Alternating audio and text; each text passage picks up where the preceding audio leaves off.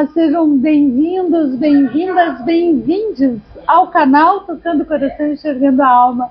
Sou Patrícia Zene Benites, psicóloga e escritora, e hoje eu estou mais uma vez aqui na Casa Tiwaras Ticunas, na Flip, nesse novo espaço, recebendo aqui no nosso canal alguém que eu conheci aqui na casa e que alguns de vocês já conhecem.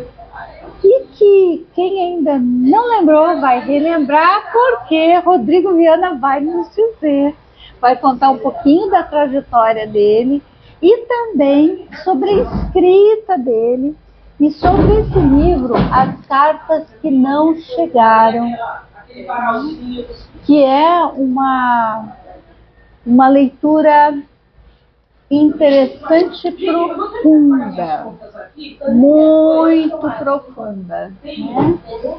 Mas antes, convido vocês a curtirem, compartilharem. Quem está chegando aqui pela primeira vez, já aproveita, se inscreve no canal, né? E nos ajude a expandir, a crescer e levar, né, a ideia, então, que esse canal propõe, né, da arte como resiliência, como promoção da vida, saúde mental, espiritualidade e também o compartilhamento de tanta coisa boa, tanta escrita maravilhosa e tanta arte pulsante que a gente tem por aqui. Então, Rodrigo, seja bem-vindo, né, ao nosso canal. Fico muito feliz de tu ter aceito esse convite, né?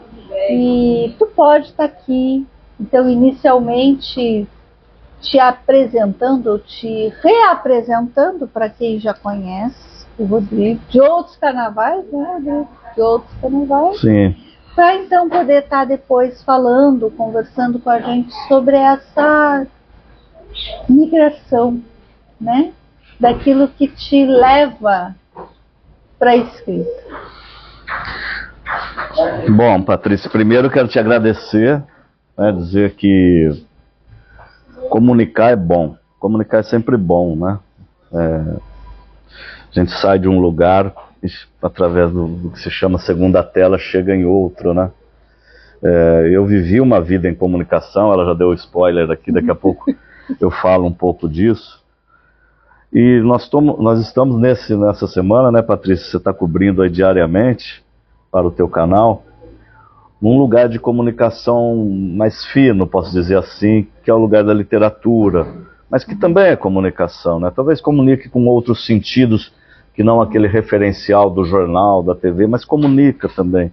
E talvez comunique mais um território que você trabalha bem, que é o território do afeto, né?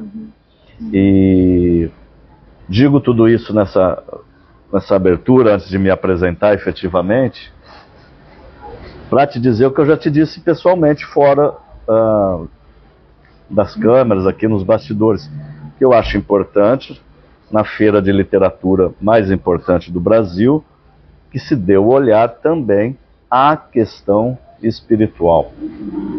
O que a literatura, em certo momento, dentro da academia, tratou com um nariz meio torcido, não, olha, aqui não se trata de espiritualidade, se trata de literatura pura, e você tem eventualmente que respeitar quem diz isso. Porém, o gênero literário, eu não sei se você tem esse dado, que mais cresce no mundo, está passando um avião aí para provar que eu tenho razão no que eu estou falando, é o que eles chamam de realismo mágico, né? Vamos dar um exemplo assim clássico para quem está nos assistindo entender. Harry Potter. Harry Potter é um realismo mágico, né? Como gênero. Talvez seja a coisa que mais venda assim no mundo hoje. E aí, se você pega desde um livro espírita tradicional até uma literatura de devires, de psicologia com espiritualidade, que é o que a Patrícia faz e faz muito bem, dentro de uma teoria literária, eles estão nesse gênero do realismo mágico, né? Não é um gênero menor, não. Paulo Coelho usou muito esse gênero. Em certo sentido, a Bíblia pode ser considerada um realismo mágico do ponto de vista literário. Então eu quero dizer, e estávamos falando de livros espíritas. Disparadamente, o Brasil é onde se comercializa ou se doa o maior número de livros espíritas. Vamos usar o termo espiritualistas aqui, né? Para não ficar falando de espiritismo. Eu estava dizendo depois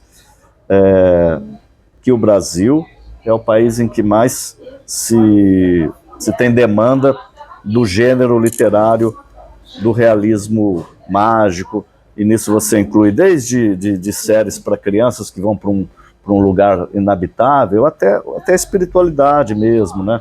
A psicologia flerta muito com isso. Só para dar um começo assim, de conversa, para dizer que eu, Rodrigo, jornalista, escritor, trago um livro, daqui a pouco a gente vai falar dele, com temas fortes, importantes, e, no entanto, ele não deixa de flertar com esse mesmo realismo mágico, espiritual, que é um gênero literário importante. Então é importante, viu, Patrícia, ele é importante para o ser humano como terapêutica, redução de danos, afeto, o teu trabalho, o meu, mas também é importante do ponto de vista literário. É importante que a gente defenda isso, assim, porque se ouve muito assim, é espiritualidade, ok, mas é literatura menor. Eu cansei de ouvir isso, por ser espiritualidade. Não, é literatura maior ou igual, Porque uma literatura dessa, que se pretende outros objetivos talvez, por que ela também não pode ser bem escrita?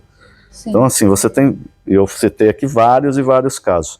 Primeiro eu queria fazer esse adendo, né? Não porque literatura mágica ou do realismo mágico, que não é boa literatura. Ao contrário, o que mais se vende no planeta hoje é realismo mágico.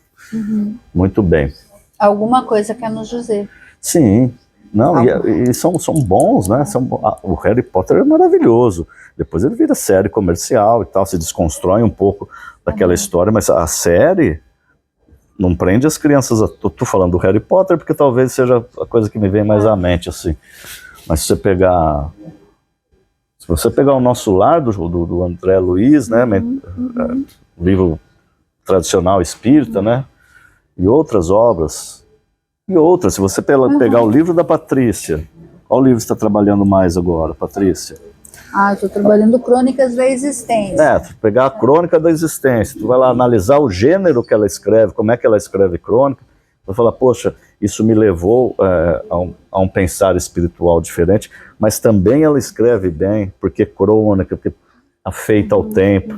Tudo isso para dizer que a literatura anda junto com a espiritualidade e não ao contrário. Senão a gente tem uma falsa ideia de que elas são contraproducentes. E não é isso, né? Não é isso. Que uma escrita é menor ou maior do que outra, e não é, né? Porque... Não há escrita menor. Exatamente. Fosse assim, não pelo tamanho, mas pela dificuldade, a poesia. A poesia é, né, pequenininha e tal. Eu, por exemplo, sou um autor de livro de 350 páginas, um romance. E eu acho muito difícil escrever uma poesia, Sim. Porque eu falei, poxa, o poeta tem uma linguagem sintética que ele consegue colocar ali em poucas linhas. Então, assim, julgar o que é melhor, o que é pior, é muito difícil num campo subjetivo, né? E o melhor julgamento é o do leitor. Eu acho que exatamente. Porque, na verdade, a escrita só tem sentido ela conecta, né? Que ela brota da gente, mas é nessa comunicação com o outro. No que ela se transforma a partir da sensação, da percepção do outro. Como uma terapia, quando a gente fala assim de maneira muito informal, né? Tá sendo boa a terapia? Olha, você pode ir para qualquer técnica, mas você precisa ter empatia com o teu terapeuta. É um pouco isso, talvez, a escrita, né? O leitor bateu com aquele texto, falou, isso é bom, então é bom. Isso. É bom para ele, é bom. É isso. Né? Acho que, nesse sentido, a gente acaba desmistificando também essa percepção do que tu estava trazendo, do que é melhor ou pior, maior, menor. Para que precisa ter... Isto é fruto da competição. É uma lógica só de mercado. De mercado. O que a gente precisa é avançar por uma questão de cooperação, de coletivo, de respeito às individualidades, né? Porque quando a gente faz isso, a gente sim também está sendo preconceituoso. Esse aqui... Esse é ruim. Então, assim, a partir de um viés que é da... Alguns até vão usar a questão teórica. Aliás, a questão teórica... Bom, aí é uma outra coisa, né? Uma outra discussão. Às vezes a gente usa questões teóricas para poder fazer segregações e marcadores. Também, mas aí é uma conversa... Para um outro encontro. Porque aí a gente vai começar devagar, né? E aí, enfim, mas eu acho que isso é uma coisa importante da gente entender, né? Que muitas vezes essa percepção e o uso para poder fazer distinções e segregações não nos leva a nada.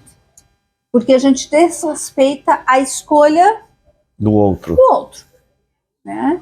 Então, de fato, assim, podendo olhar para a espiritualidade como de fato o que ela é, né? Algo amplo de conexão. E escrever isso sem problema nenhum. Não ter nós mesmos que somos mais sensíveis e acreditamos e gostamos.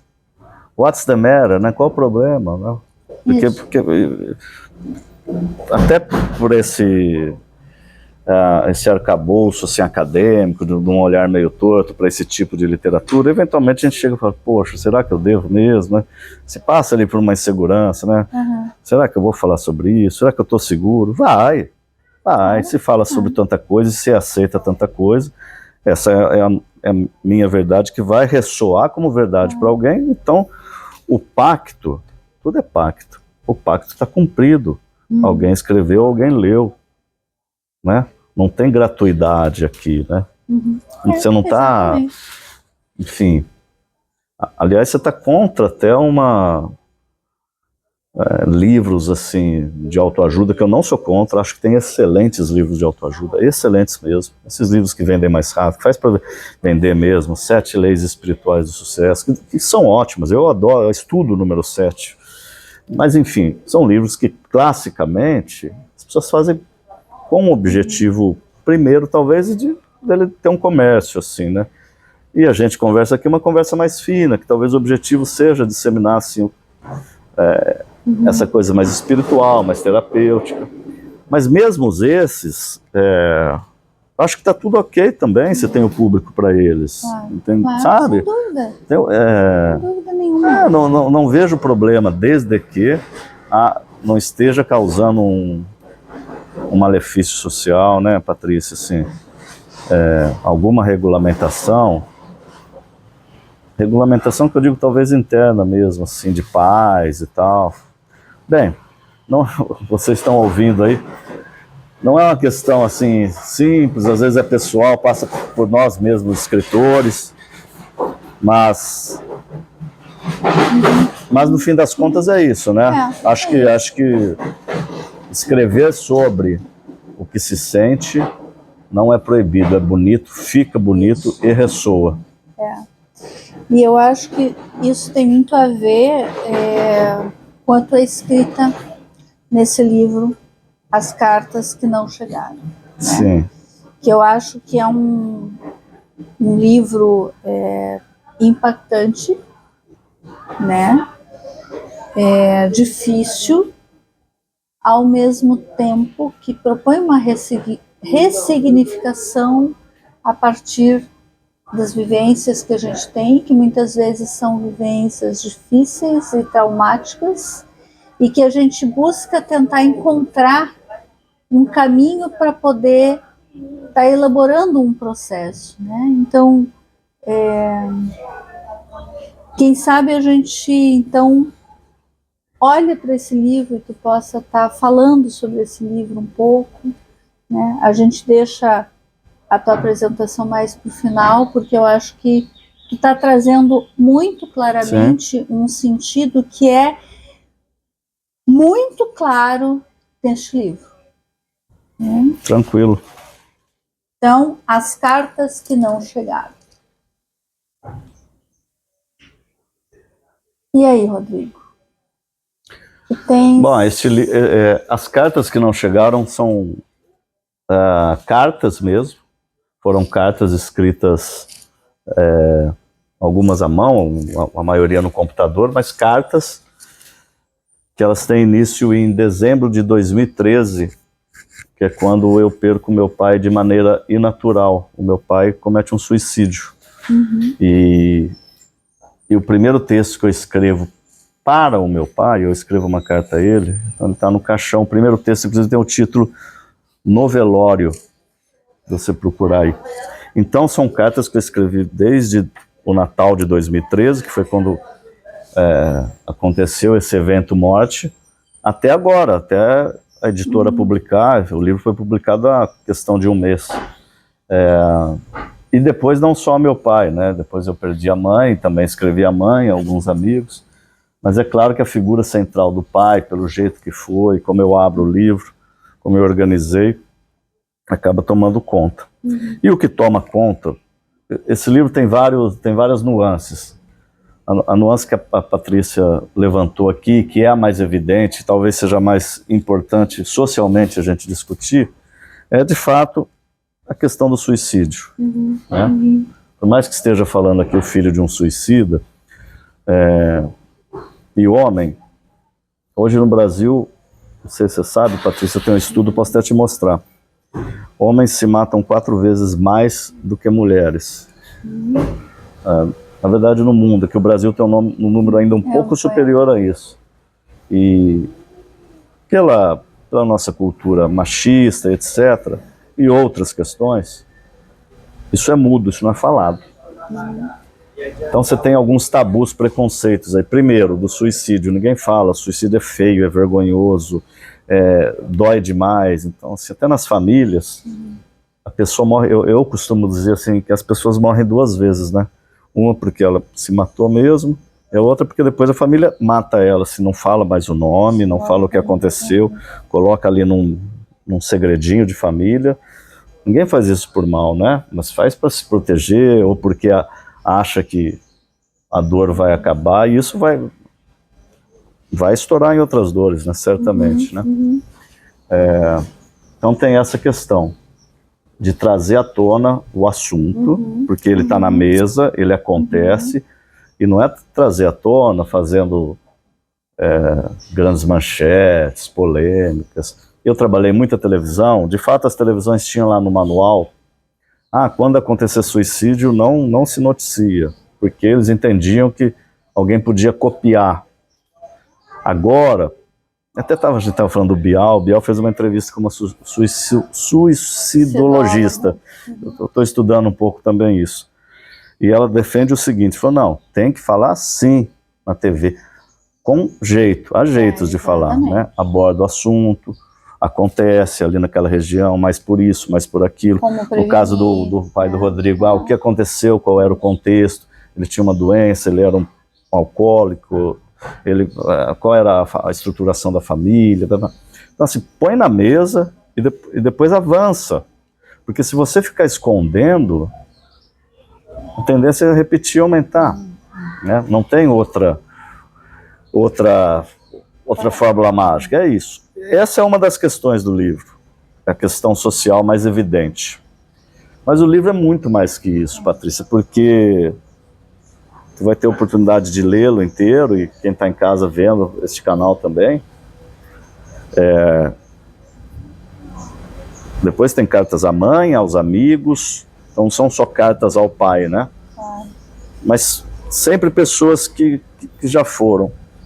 Mas o livro ele vai andando, então ele começa em 2013, ele se encerra agora, em junho de 24.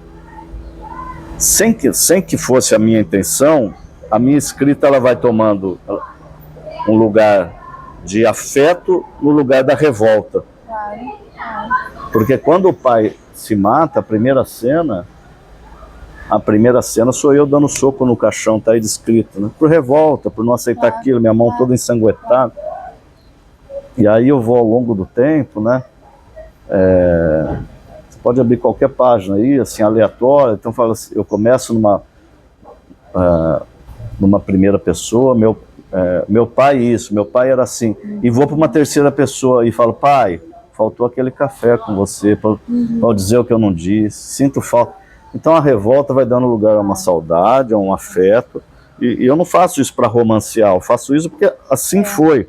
Essas cartas, volto a dizer, elas foram reais. Eu nunca pensei assim, vou fazer um livro. Eu escrevia porque eu gosto de escrever, um pouco da minha vida. E ela termina de uma maneira muito impactante, inusitada, real também. Que é um pouco do começo dessa conversa nossa aqui. No dia 6 de junho agora, nós estamos em outubro aqui na Flip, em Paraty. Não sei se está indo para o ar já imediato, mas fez 2 anos de morte da minha mãe. E eu estava com dengue. Não sei se eu te contei essa história. Não. Contei? Eu estava com dengue, eu não estava conseguindo andar. Estava a pé, que eu estava com o carro alugado, tinha devolvido lá na minha cidade, no interior de São Paulo, Araraquara. E eu assim, apesar do pai ter toda essa história trágica, a minha mãe eu sinto mais. Porque foi há 2 anos, eu era muito apegado à mãe e tal.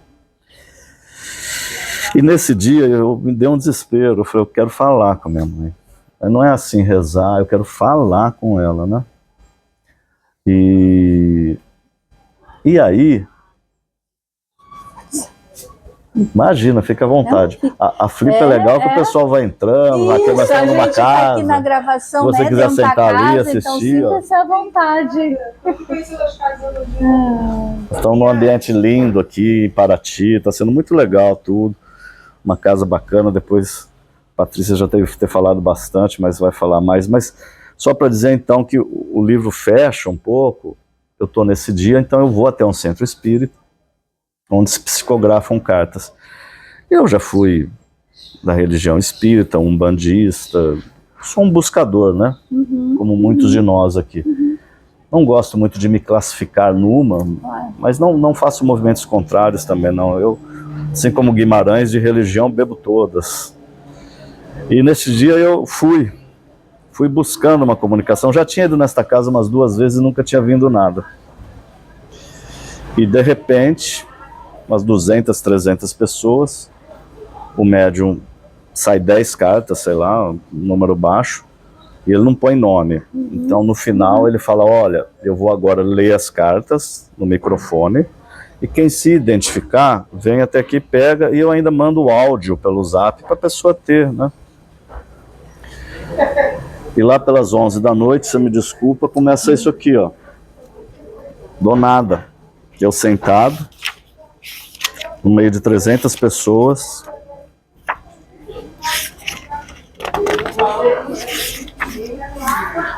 Todas as minhas cartas eu começo com Araraquara e a data. Aí começa o médium assim. Araraquara, 7 de junho de 2024. As notícias estão chegando.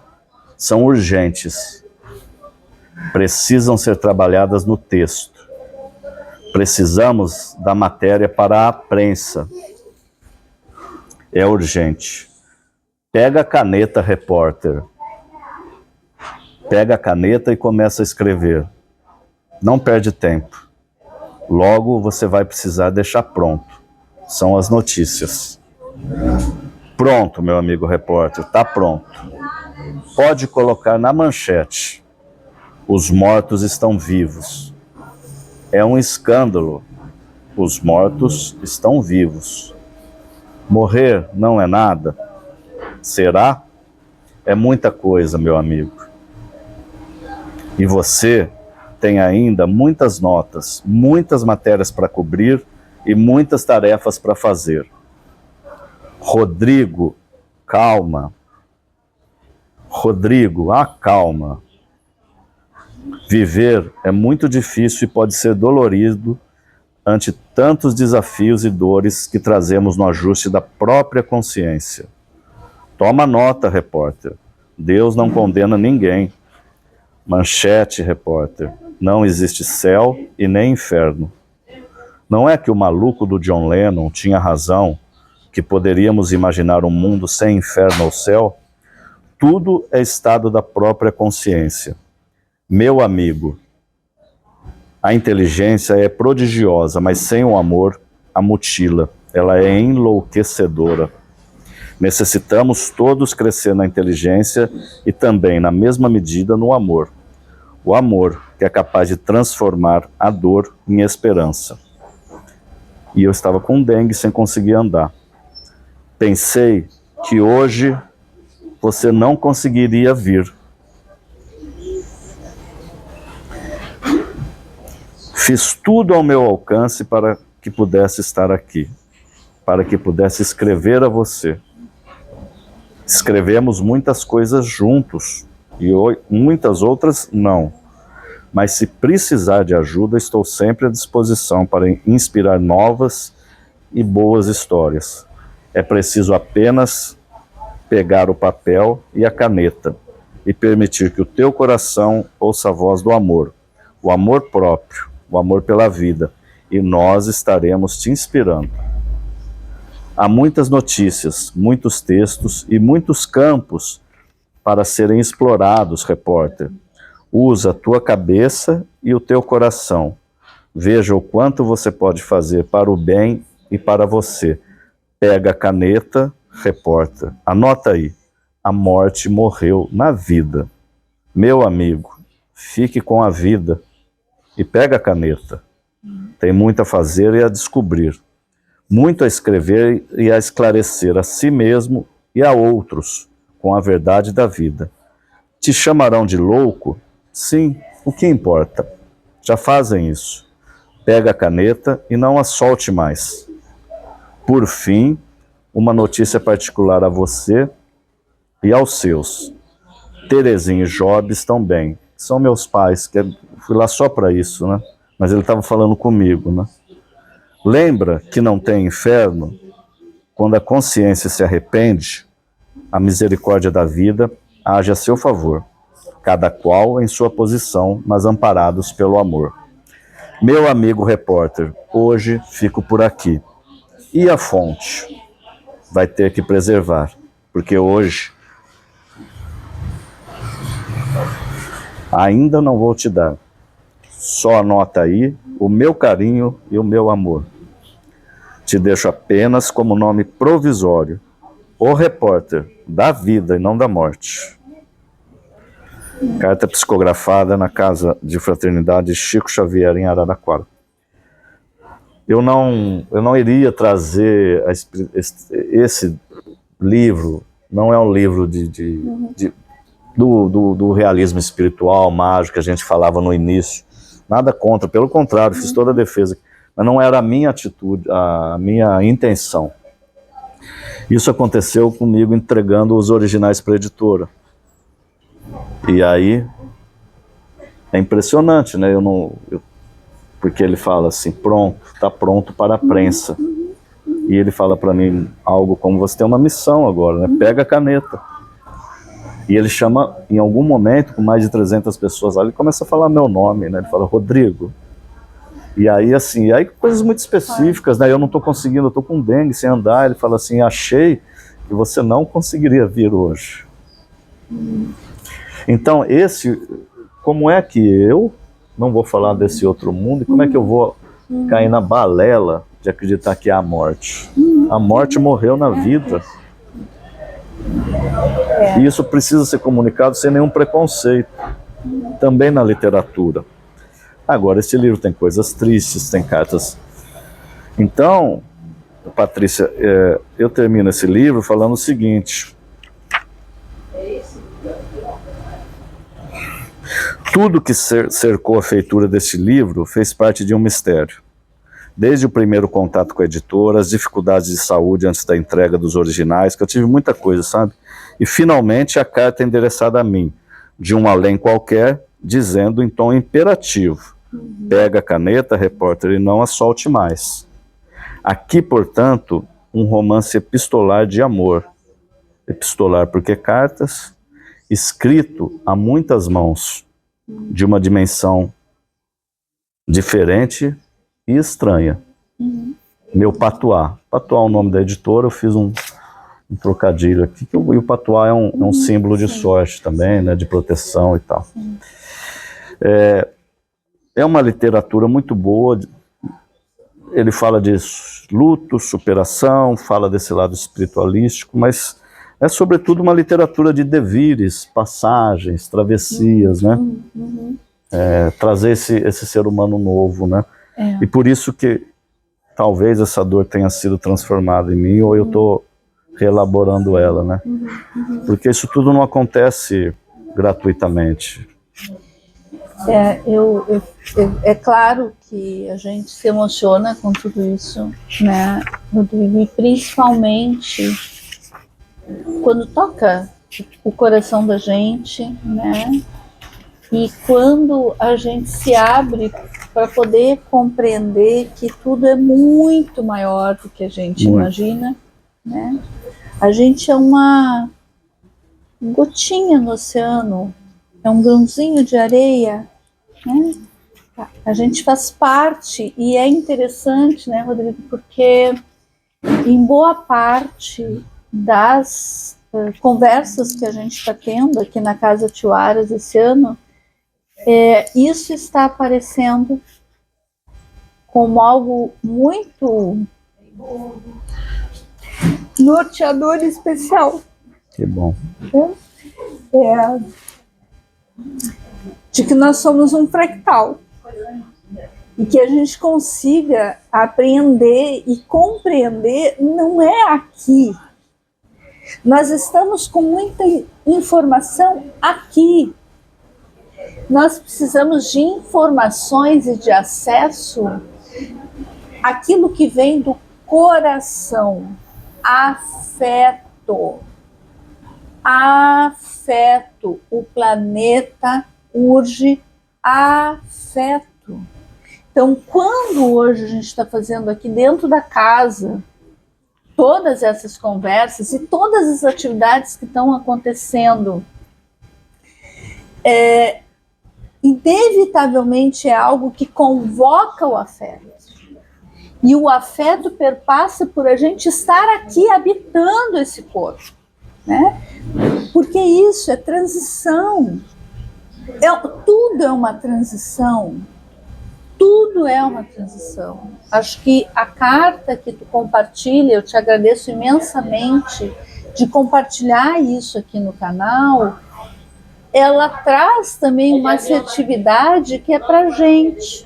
Sim. Ao mesmo tempo que tu compartilha algo que é tão doloroso, mas que é uma travessia, como tu está dizendo, né? A gente sabe que assim o luto, e o luto pode ser de muito, o luto por alguém que desencarnou, o luto por um trabalho que se perdeu, um luto uma relação por uma relação que acabou. Luto tem fases. Então a gente passa assim por fase de tristeza, de raiva, né, de inacreditável, né? Como é que é isso? Por que isso aconteceu comigo? De culpabilização, né? Até a gente conseguir de fato fazer uma elaboração, né?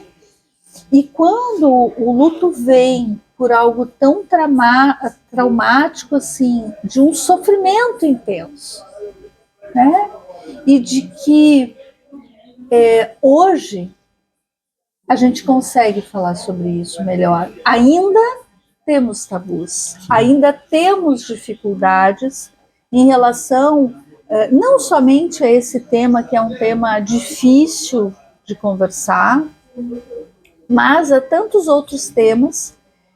Mas eu lembro que quando eu comecei a pesquisar sobre esse tema, né, na época existiam pouquíssimas, raras pesquisas sobre isso no Rio Grande do Sul, 2005, onde eu fiz então uma pesquisa, era específica para um município, para que eu pudesse estar trabalhando fatores protetivos municipais. Então, naquele município, naquela época, a gente construiu até notificação compulsória de tentativas muito antes, né? No Ministério foi vir isso em 2011, nós tínhamos de 2005, 2006 já tinha no município sobre isso, né?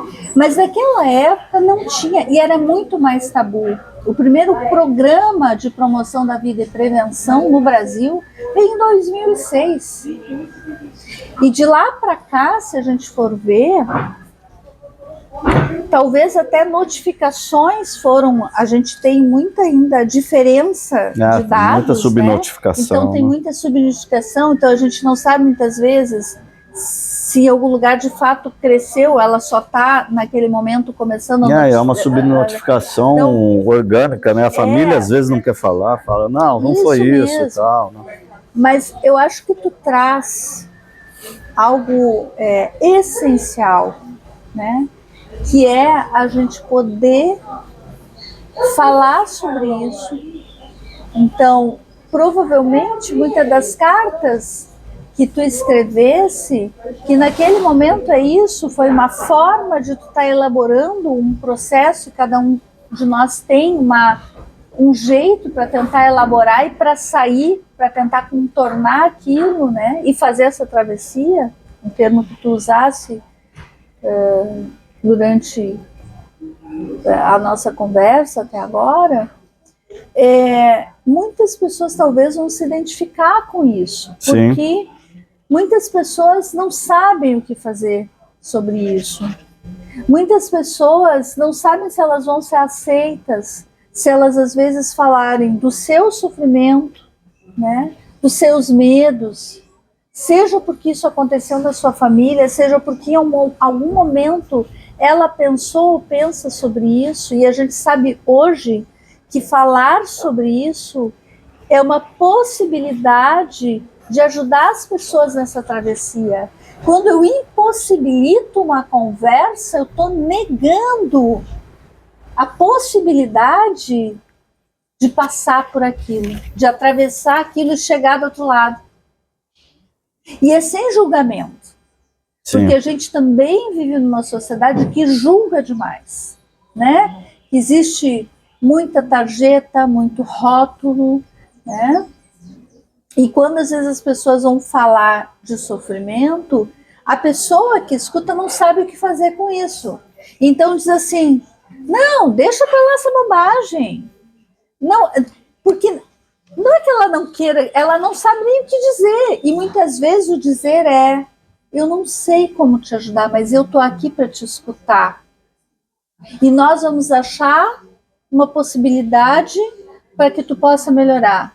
Eu posso não saber, mas agora eu tô aqui contigo, eu te escuto, eu te enxergo e nós vamos buscar uma maneira de poder lidar melhor com isso. Seja inclusive junto com aquela pessoa ir até um serviço de saúde, né? Ir até um espaço de acolhimento, né?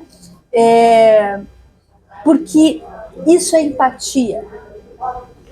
Não é porque eu não sei o que fazer que eu não posso acolher. Eu posso acolher. Né? Eu posso acolher e ajudar as pessoas a passar isso. Então, talvez a gente nem tenha a total clareza, né, do impacto e da importância do teu livro nesse cenário, porque vem através de uma outra fala, vem de uma forma de comunicação que diz para alguém, olha, eu passei por isso, né? E a gente pode superar, e o superar não é uma coisa mágica. Não é. Não é isso, superei. Agora, gente, não é assim, a gente vive o tempo inteiro, parece que buscando algo mágico para nos tirar das situações. Não, é algo cotidiano, permanente, né? E talvez a carta que veio para ti tem esse exemplo. Escreve, comunica. Sim. Né? É um recado, né? Claro, né? É um recado. E aí, como não falar, né, dessa espiritualidade, desse campo que a energia, a física quântica, aquelas pessoas que não compreendem ainda a espiritualidade de uma forma mais ampla, a física quântica já nos traz isso. Sim. Né? Muito claro. Então, mas enfim, eu acho que eu te agradeço muito a oportunidade de tu estar trazendo isso, falando sobre isso, né? E eu desejo, de coração, né, Rodrigo, que isso possa ajudar muitas pessoas. Existe hoje algo que não existia há muitos anos, ou que existia de uma forma... hoje a gente tem um centro de valorização da vida através do número 188, 24 horas por dia, um canal aberto para poder escutar as pessoas em sofrimento. Então, nós temos hoje, nas unidades básicas, nos serviços de saúde mental, né, pessoas que também podem estar acolhendo, escutando. E um elo essencial, afeto. Se eu tiver um amigo que está em sofrimento, se eu tiver um familiar que está em sofrimento, vamos tentar olhar para isso. Ninguém faz por mal, ninguém faz assim porque quer a não escuta. Às vezes é por uma falta de percepção mesmo, de clareza, né? E muitas vezes por não saber o que fazer. Mas assim, vamos estar atentos, vamos escutar, de poder chegar às vezes no colega de trabalho que está meio estranho e dizer: tu está precisando de alguma coisa? Né? Porque isso a gente fazer com a gente, né? Como que eu tô hoje? Eu não tô legal.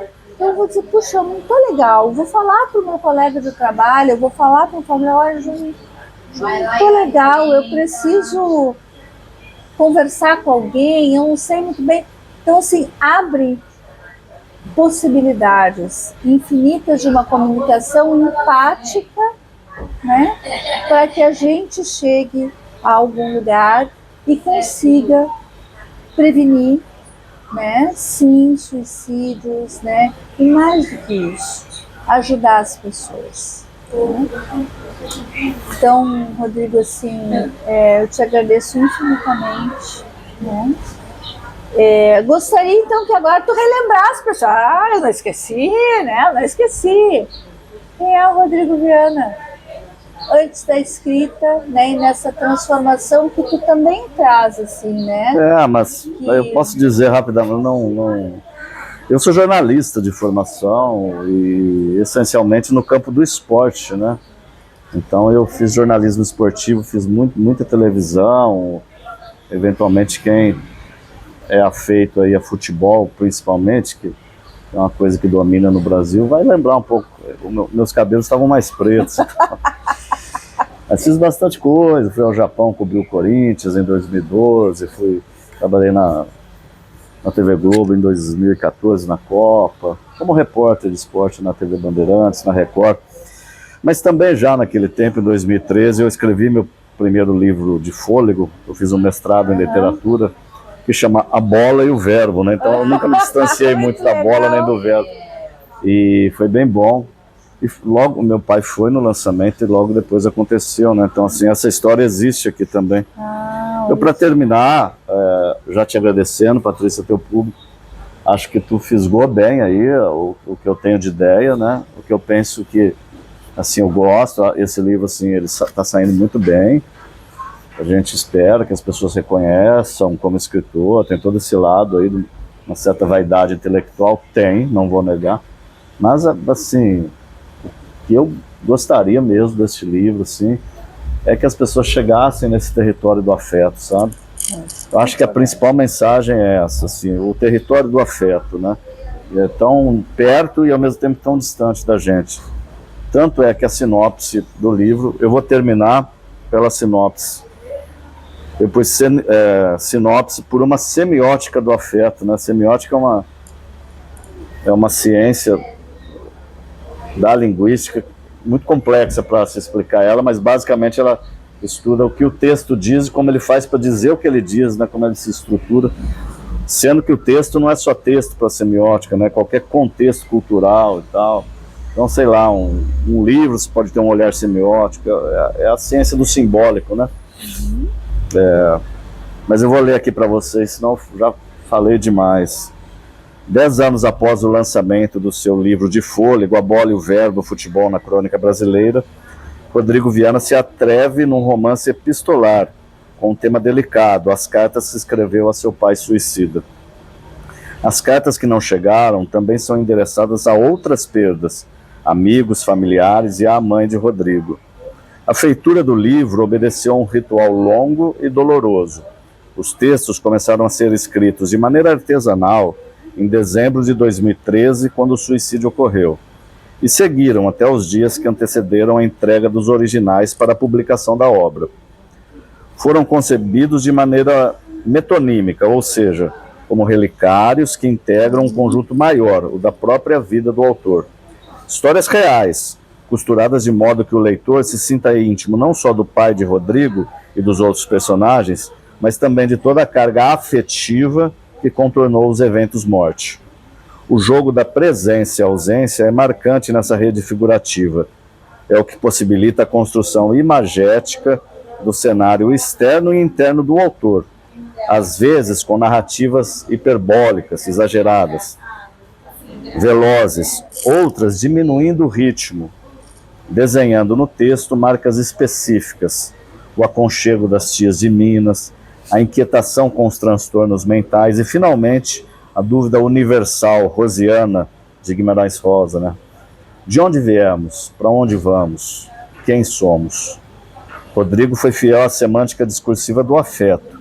O ethos está para a semiótica, assim como o ego para a psicanálise. Há nas cartas uma progressão de intimidade, e que o compromisso não é exatamente contar a história de cada um em si, mas tratar das memórias, encontros, faltas, de todo o sensível, a palavra não dita. Mesmo com o tema tabu do suicídio, o leitor vai perceber um texto solto, com elementos do conto, da poesia e até de outras narrativas, como o teatro e o romance. Isto porque Rodrigo mistura elementos numa sopa pós-modernista, temperada pela poética forte de Guimarães Rosa. As cartas trazem uma estrutura narrativa não tradicional. Apesar de datadas, muitas vezes sugerem um peculiar fluxo não ordenado. Tudo no livro parece um pacto entre o autor e escritor mineiro para que as peças se movimentem e se encaixem no tabuleiro das narrativas fantásticas de Guimarães, com personagens introduzidos por Rodrigo. Afinal, tudo é e não é. Sob esse aspecto, o livro pode ser tomado como um persistente indagar-se a respeito do movimento do mundo, suas misturas, mistérios e dos movimentos da alma, esta grande e feroz dimensão. Um fato intrigante chama a atenção. Dias antes de entregar os originais, Rodrigo foi até uma casa religiosa, onde se realizam mensagens psicografadas, e saiu de lá com uma carta endereçada a ele, um repórter, com um inanimado narrador espiritual, pedindo-lhe que deixasse pronto o que havia começado. Pronto, meu amigo repórter, está pronto. Esta carta do além consta no epílogo do livro que Rodrigo foi instado a publicar. Traz também informações atuais sobre o pai e a mãe do autor. A surpresa da indistinção entre o físico e o espiritual é só mais um elemento nessa obra que escapa do repisar da dor muda, sentida, pois dor não se comunica, se expressa.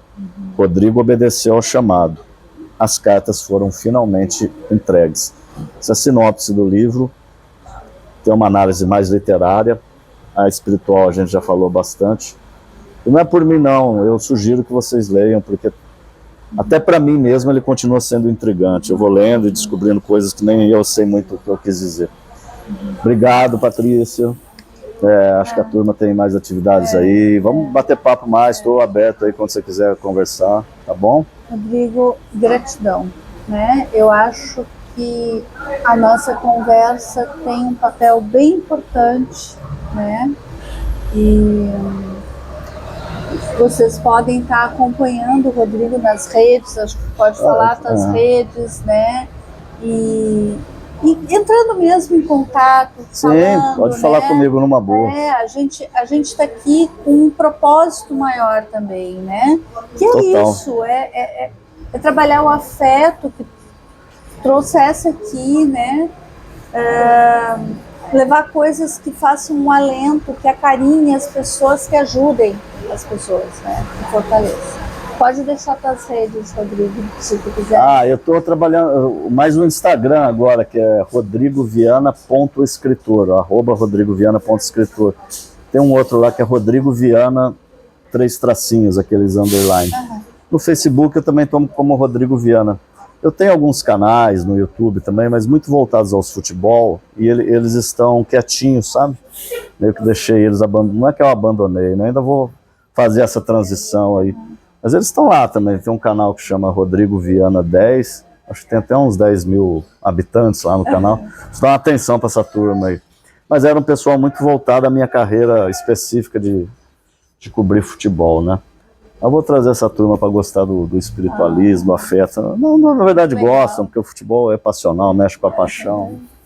Mas, por enquanto, assim, mais específico desse livro aqui é o Instagram, com rodrigoviana.escritor. Né, o mais básico ali. Você pode me mandar DM, me liga, tem meu telefone lá, às 4 da manhã.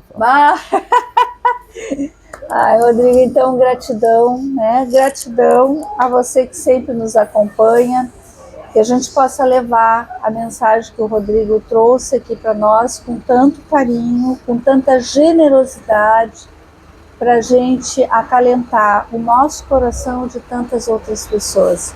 Que sejamos luz, paz, sabedoria. Até a próxima.